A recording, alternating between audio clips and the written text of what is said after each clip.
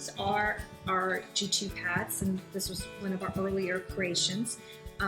This is very specific in several ways. One, they're wide enough where it provides the child extra support beyond their gastrostomy button.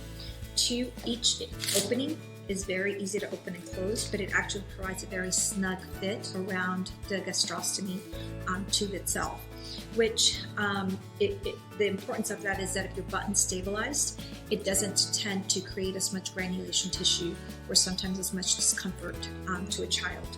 Because when you start to add the tubing to the G-tube, sometimes that can be can cause the weight to be uneven, and so it pulls it from one side to the other.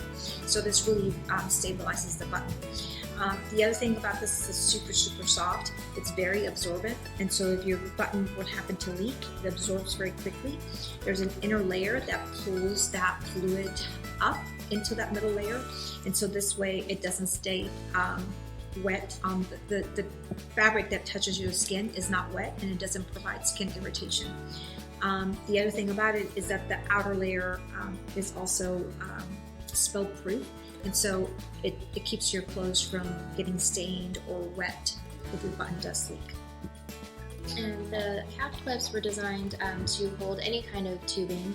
What we see a lot is that people will open up the snap, coil up any excess tubing that you have, and then close the snap, and then you can connect this to a bag, to clothing, to a rail, anything that can help keep that tubing out of the way.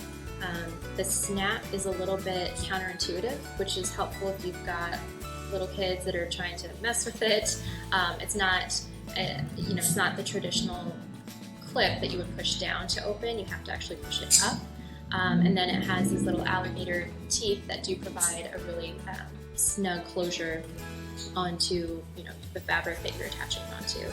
We see a lot of people use this for overnight feeds.